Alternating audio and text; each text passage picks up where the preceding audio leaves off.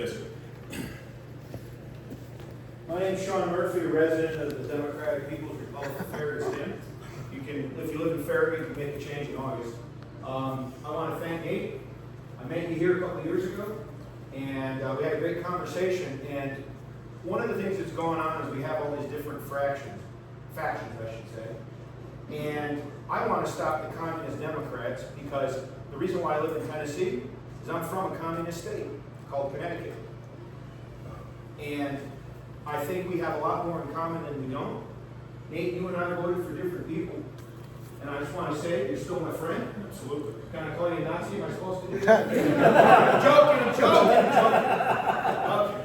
Okay. On a serious note, I see what the Democrats will do, and they're trying to do to this place.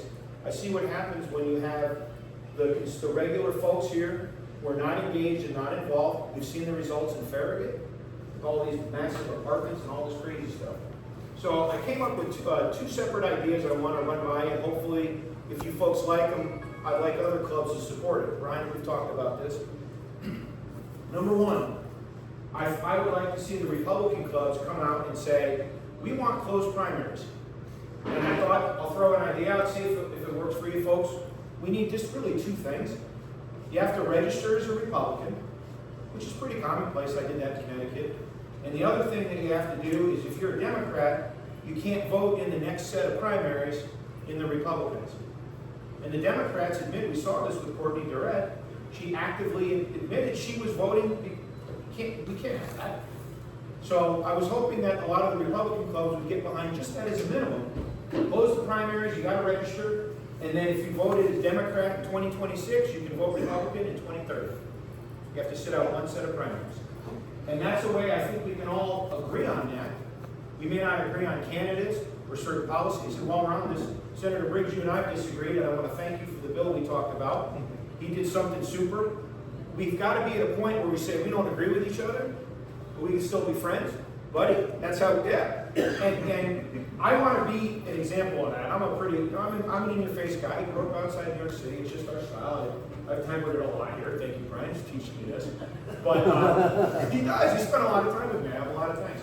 But that's an idea that we can work on. And the other thing I'm going to put out, which I've talked to a bunch of county candidates, mayor and commission, is in order to go after the Democrats first, because you got to strike first with the Democrats. They're going to start calling us kooks.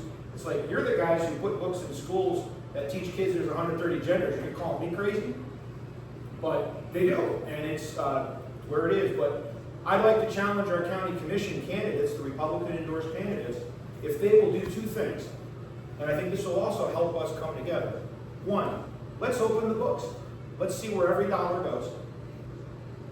Number two, let's take public comment. There's a lot of, Betsy Henderson ran on a platform, and I think she won. And I didn't support her. She wasn't my first choice. But she went on a platform and said, I'm not going to raise your taxes. Great. Let's put a plan together to do that. And let's go deliver that on the Democrats' front step while they're talking about 130 genders and all the other communist nonsense that they're about. And their candidates are even crazier than Pat Shooters. And the second thing is, let's go take input about, okay, you have an idea of where we can cut or eliminate spending? Send an email to the county commission, Republican candidates to do this. I've challenged Garrett Holt, and I think he's going to take us up on it. Go around and talk to people, say, okay, you got ideas, let's take them. Write them down so we can read them, ask you questions, come to a meeting and talk about it. And that's the kind of leadership that is why we're Republicans.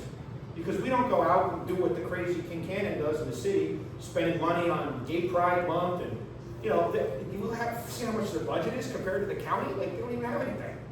And I think that can help us all come together on a simple set of ideas. Nate, thank you for letting me present it. But that's the kind of stuff that, if you see me on Facebook, you know me, or some of you have actually met me. But I don't want this place to become what I left.